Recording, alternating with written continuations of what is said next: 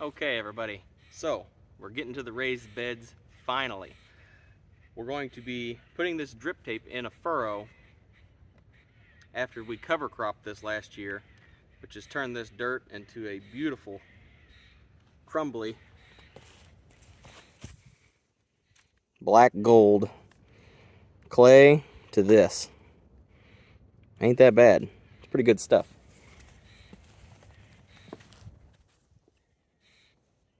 Now that we got this cover crop turned in, I had the tarp on it for probably 4 weeks or more. I can't quite remember how long it's been, but it's pretty well terminated, which is good. There's some good nitrogen in here, so I'm not going to be putting any pre-plant fertilizer down. I'll just inject all I need through this drip system I'm putting through here. In this back row, we're going to be transplanting our Caribbean Queen transplants, or Caribbean Queen, whatever you prefer. We're going to be putting them in this row. I'll probably stagger them, one on every opposite side, corner to corner. So we got our drip tape in.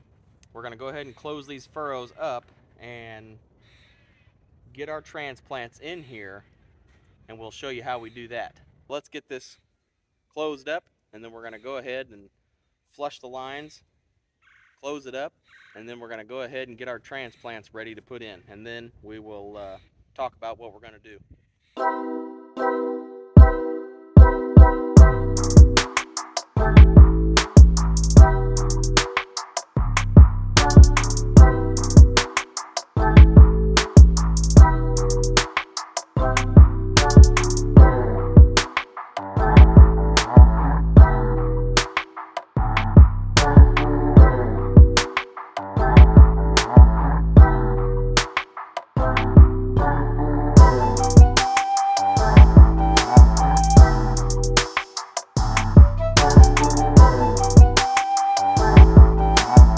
Got your lines inflated, like down here.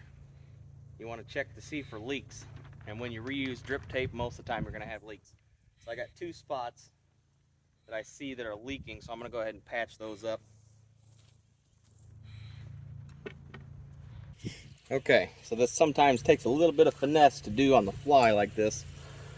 It's got a little prick here, and then up about another foot there's another little prick, so I'm just going to kind of band-aid it together. It's going to get a little wet in here. See if I can get this done without making a huge mess.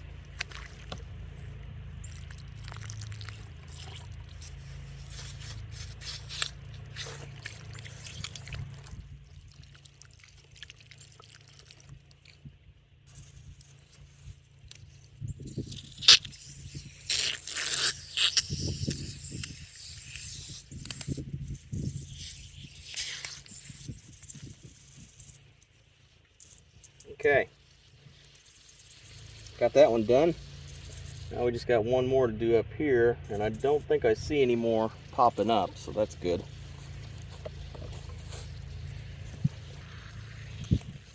Might be a little bit hard to see, but there's a little cut in the line that's making this spray out. We're going to try to do this one on the fly too and see how well this turns out.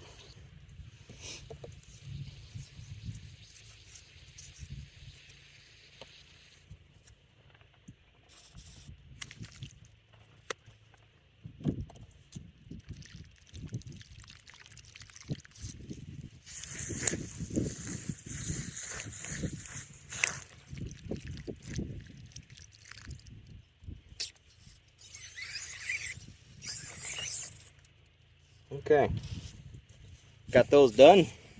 It's about the easiest way that I've learned to do it is to do them with the lines on. Helps hold them lines open. Instead of the drip tape crumbling on you, it'll push itself together as you force it on there with the pressure. Little trick there.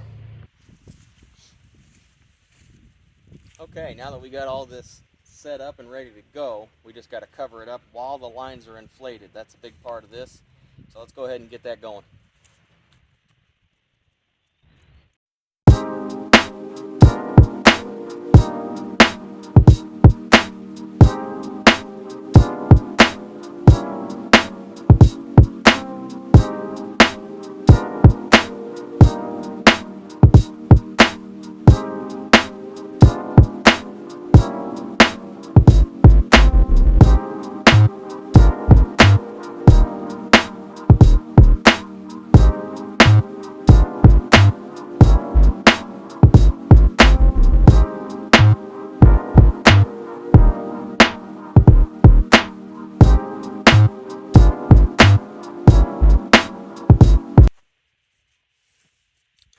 Alright everybody, so this is what we're working with. These are the Caribbean Queen cabbage transplants. They don't look too bad. Pretty happy with them. They could have stayed in the seed cell tray a little longer, but I had to get them in the ground sooner than later. So let's go ahead and get these put in here. Now usually I would say about a 2-foot spacing on cabbage, 18 inches to 24-inch spacing. Mainly because if you put them any closer, they're probably not going to get that big. They're going to be competing for nutrients. So here, I'm going to put them roughly about 20 inches apart, and I'm going to stagger them on each side of the drip tape. It's going to be pretty crowded in here, but I want them to shade out the little bits in between each plant. So about a foot off the end here, I'm going to go ahead and put this one by the drip tape. Find your drip tape, come in around it, press it in, keep going. Just gonna take this one, go about right here. I gotta say, putting this cover crop in here was a awesome thing to do. The ground in here is so much more easy to work with. A lot better for it as well. Made a huge difference on growing this year.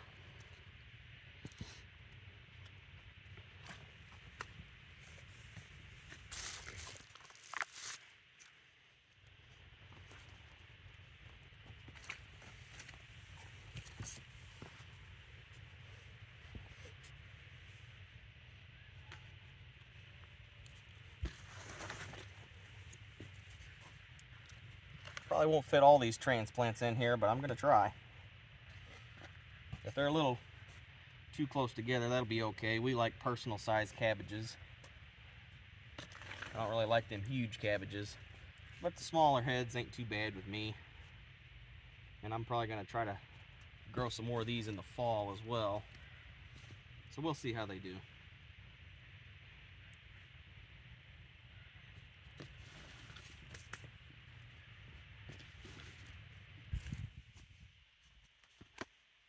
All right, everybody, got all these cabbage transplants in.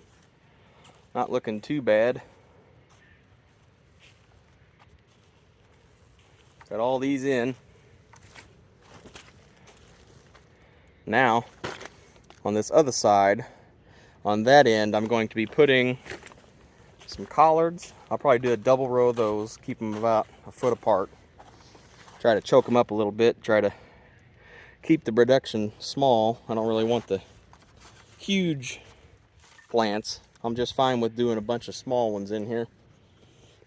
So we're just going to do them about a foot apart, probably a staggered double row, one on this side of the tape, one on the other side, about every foot apart or more. And then we're going to be putting in this middle section a double row of kale. One side we're going to be doing the frilly leaf kale, and then the lacinato dinosaur kale on the other side. And then in this section, we're going to be putting romaine lettuce heads and other things like that as well, just to kind of fill out the row with what we need. And that's all there is to it. If we got anything extra, I left that middle row empty so I could squeeze something in, like a thin row of spinach or something like that. But this is one of our raised beds. I got this hoops on top of here. We're going to be putting bug netting on here, and when it gets hot, we'll put some shade cloth on here to try to keep our growing season extended as long as we possibly can, to keep providing our family with food, which is very important to us. Hopefully you can stick around to find out how that turns out, and this has been a fun one. Pro Gardener here. Don't forget to like, share, subscribe, and ring that bell to get notified every time I come out with a new video. And we'll have some more raised bed videos out to come later on.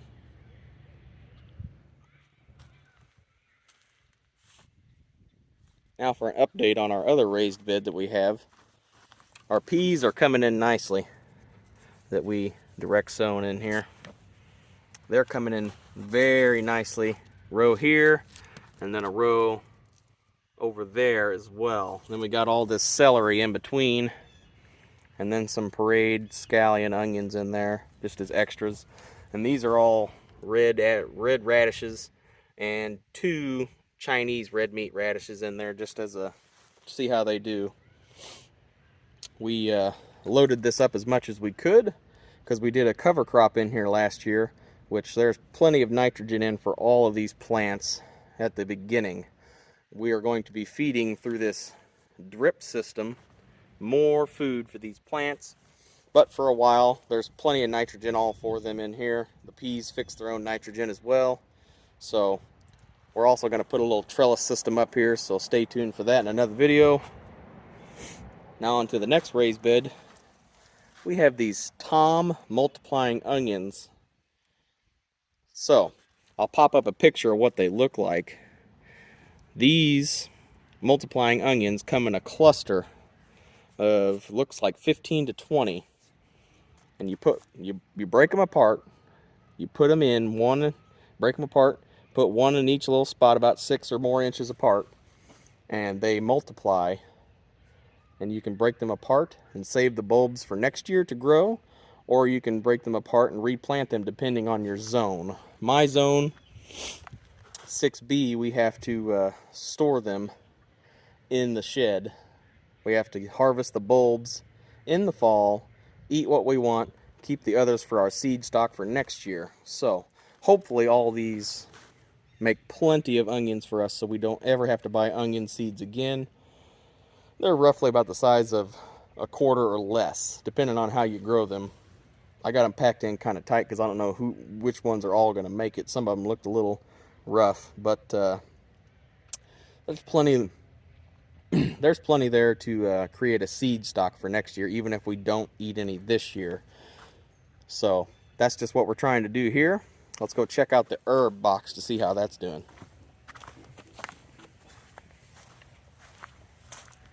Okay, the herb box has been taking off.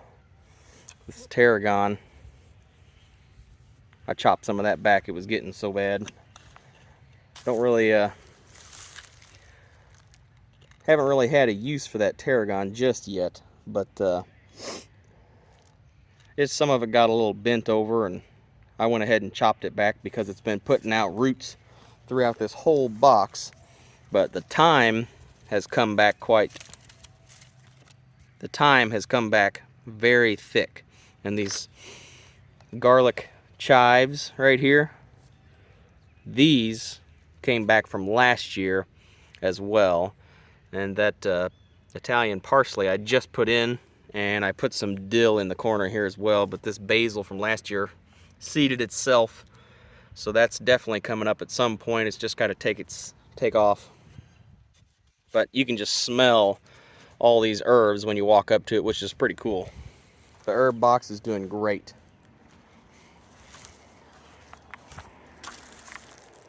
All right, so that was our little bitty update on our raised beds and the herb box. Don't forget to stay tuned for more and ring that bell to get notified every time I come out with a new video. This is Not a Pro Gardener here. Thanks for watching. I'll see you again.